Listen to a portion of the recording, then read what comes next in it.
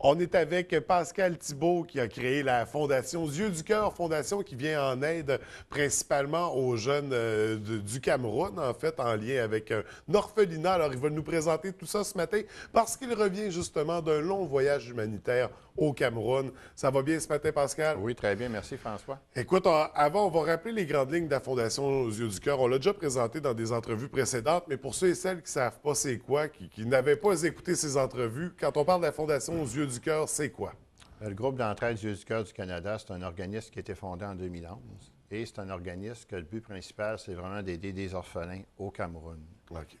Nous, initialement, vous vous souvenez, j'avais parlé qu'on s'était associé avec l'orphelinat Nanga. Oui. Sauf que ça fait à peu près 8 mois, le conseil d'administration du groupe d'entraide Yeux du Cœur a décidé que maintenant, on s'associait avec les missionnaires Mariavites, communauté Notre-Dame du Mont-Carmel à Yaoundé, une communauté religieuse. Donc, il y a 350 orphelins sur les lieux. Des orphelins qui proviennent d'un peu partout au Cameroun, là, des petits bébés jusqu'à l'âge de 12, 13, 14 ans. Oui. Alors, c'est sûr que le but premier du groupe d'entraide Yeux du Cœur, c'est vraiment d'apporter une aide systématique à ces enfants-là. En amassant de l'argent pour eux autres, en leur envoyant de l'argent, justement, comme là, on est en train de préparer une activité pour justement leur permettre de passer un beau Noël cette année.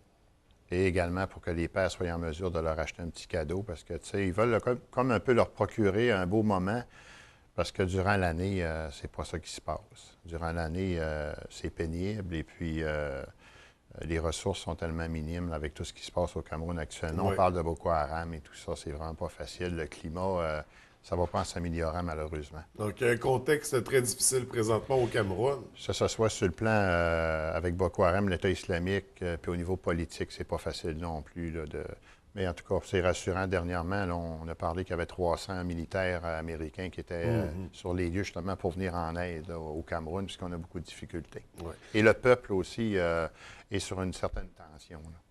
Voilà. Oui. Puis toi, tu reviens justement là, d'un voyage. Ça fait Oui, quelques semaines. oui, à peine oui, ça que t'es de fait retour. deux semaines et demie. Et ce qui est intéressant, c'est que quand j'étais là-bas, on a fait une activité avec le Festival Humanité, la première édition du Festival Humanité qui a eu lieu à Chicoutimi à la fin du mois d'août. Alors, le 30 août, on a fait une conversation à l'autre bout du monde entre les enfants d'ici et ceux du Cameroun. Ça a été vraiment une belle échange. Tu sais, les enfants ne se connaissaient pas. Mais ce qui était intéressant, c'est de voir un peu tout l'aspect, le côté dynamique qu'il y avait là-dedans. Les jeunes d'ici posaient des questions aux enfants camerounais. Les enfants camerounais faisaient la même chose. Et on a finalisé l'activité par une danse africaine. En passant, je tiens à spécifier que la danse africaine n'a pas été initiée par les enfants, parce que les enfants sont trop de bas âge, mais elle a été initiée par le père Jean de Dieu-Grâce Kibenga, OK. qui, lui, vraiment l'a expliqué et après a introduit les enfants à la danse africaine. Et puis, ce qui était drôle, c'est qu'on voyait dans l'écran les enfants d'ici danser, même les organisateurs de l'activité du Festival Humanité, Jocelyn Girard et tout ça, qui l'a animé, qui d'ailleurs, je salue parce que ça a été vraiment une belle activité avec M. Girard.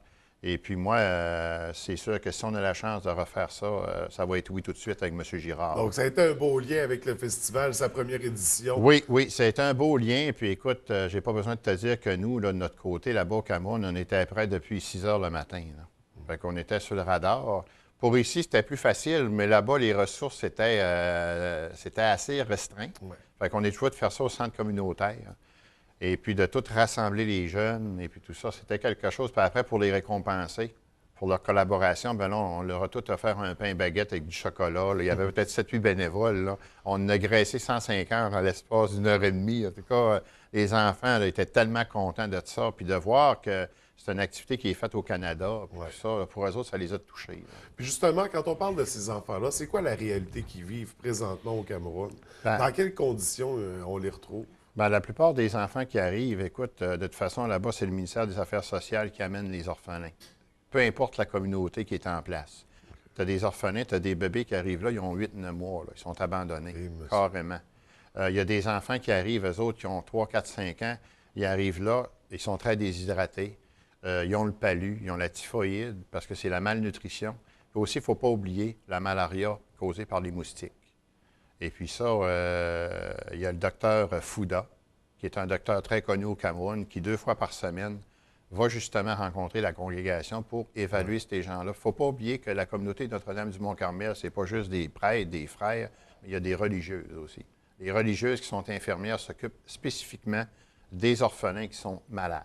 Ouais. Eux autres s'occupent parce qu'il y a des enfants, là, j'ai organisé des matchs de soccer là-bas, il y a des enfants qui ne pouvaient même pas participer parce qu'ils n'étaient pas en état physique de le faire. Puis de par ces états-là, donc ils ont déjà un système immunitaire affaibli. Exact. Puis toi-même, par des voyages dans le passé, t'en es venu à Oui, tomber malade en j'en pleine ai, expérience. j'en ai moi-même l'expérience, Ouais. mais tu sais, ça ne m'a jamais arrêté. Là. Ouais. Tu sais, puis moi, je pense que quelque part, moi, si je compare l'aide humanitaire, c'est comme un militaire. Il part, mais il n'est jamais sûr de revenir. C'est comme ça, l'aide humanitaire. Il ne faut pas penser que l'aide humanitaire, c'est différent qu'un gars qui va pour l'armée. C'est la même Ben affaire. justement, toi, tu arrives au Cameroun pour. C'est une période de 4 mois. Oui, bien, de toute façon, tu sais, c'est toujours de 1 à 3 mois officiellement. Sauf que quand tu arrives là-bas, tu ne sais pas ce qui peut se passer rendu là-bas. Puis là, de cette instant, on s'entend que il y a Boko Haram qui est en place depuis quand même un bon bout de temps. Tout le monde le sait avec les médias. Ouais. Tu as la malaria. Moi, si j'attrape la malaria, là, j'ai bien beau être un gars qui a du cœur puis un gars qui veut aider. Je m'excuse, mais je ne peux pas rester dans ce climat-là. Il faut que je m'en revienne. Parce que, pour moi, c'est plus difficile de m'en remettre que les Camerounais qui est en place, qui, lui, son système, je ne dis pas qu'ils ne sont pas accoutumés. C'est ça, on ne s'accoutume jamais à ça. Mais ils réussissent à se remettre de ça beaucoup plus facilement que si moi, je suis là puis je reste là.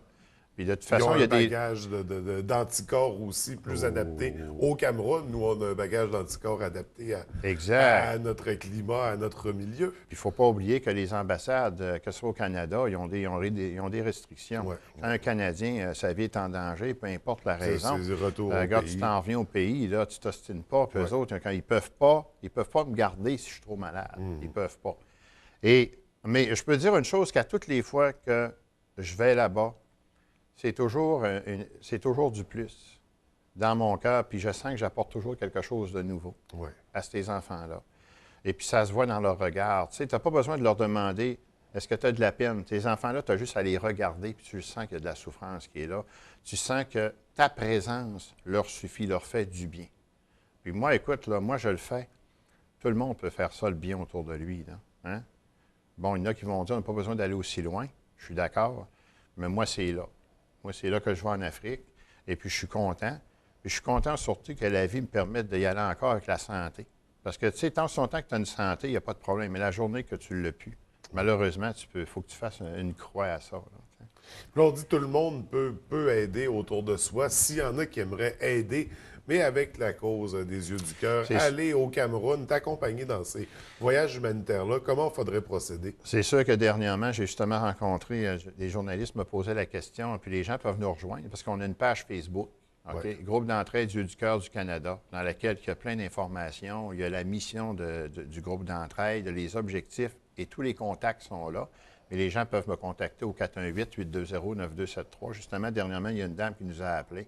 Elle a donné des vêtements pour des enfants. Elle nous a donné 4 boîtes. Fait que nous autres, on entrepose ça. Puis Donc, en c'est ça décembre, pour des dons, pour s'impliquer, pour... peu importe. Et puis, nous, en décembre, ben, à Montréal, on fait affaire avec un monsieur qui a une entreprise qui lui envoie du matériel à tous les ans au Cameroun par bateau. Ça fait que nous autres, on a des bénévoles qui montent le stock, puis ça s'en va directement au port de Douala. OK. Et là, la communauté, eux, ils ont les véhicules nécessaires pour se rendre et puis pour distribuer le matériel là, aux familles, parce que c'est pas juste pour la communauté. Il y a des familles dans le secteur qui n'ont rien. Il y en a là, qui n'ont pas de frigo, il y en a qui n'ont pas de meubles, ils n'ont rien. Là. Fait que des fois, la communauté, quand ils ont un surplus, vont leur offrir ça à titre gracieux. OK. Donc, il ne faut pas hésiter à donner à des causes comme celle-là parce que les besoins sont là.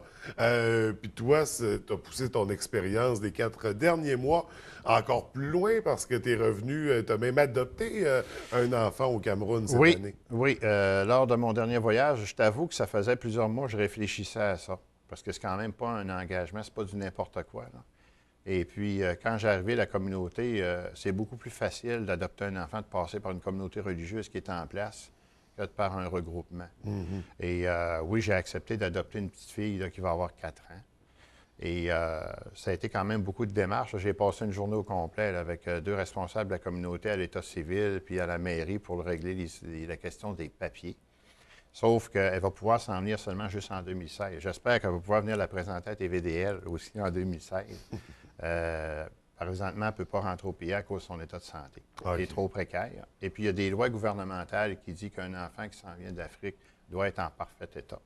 Et puis là, elle va avoir une batterie de tests qui s'en vient, qu'elle va passer bientôt. Mais je suis en contact avec elle là, toutes les semaines. Je parle avec elle, on jase, on discute, puis elle est rayonnante. Elle est rayonnante. Quand j'étais là-bas, elle participait au match de foot, elle donnait les maillots aux enfants, parce qu'on a eu aussi un partenaire intéressant, Marcelin, qui est responsable de l'entreprise l'épicerie Mon Afrique sur la rue Racine à Chicoutimi, qui a donné des maillots à titre gracieux pour donner aux enfants là-bas au Cameroun. Non, c'était vraiment extraordinaire. Moi, je vais dire une chose, là, ça donne un sens à ma vie, là, tout ce que je fais. Là. Tu sais, je veux dire, moi, là, je vais vous dire une chose, là, je fais ça vraiment à titre gracieux avec mon cœur. Puis je pense que si j'arrêterais de faire ça, ça me manquerait dans ma vie. Je pense que je tomberais malade. Là. Je suis obligé de faire ça. C'est un besoin. C'est vraiment, là, c'est comme un besoin de manger, un besoin de... C'est un besoin. C'est comme Mais ça. un besoin qui apporte aux autres, donc un besoin... Ouais. Si tout le monde avait des besoins comme ça, dans quel genre de monde on vivrait? Dans un monde meilleur, absolument, probablement. Absolument. Écoute, Pascal, c'est un... Oui. Une petite, je voulais dire qu'à la fin du mois, à partir du début novembre, il va y avoir une vente de calendrier actif qui va se faire sur le territoire de Ville-Saguenay. OK. Et également un beau calendrier avec des belles photos là, de tout ce qui s'est passé lors de mon dernier périple.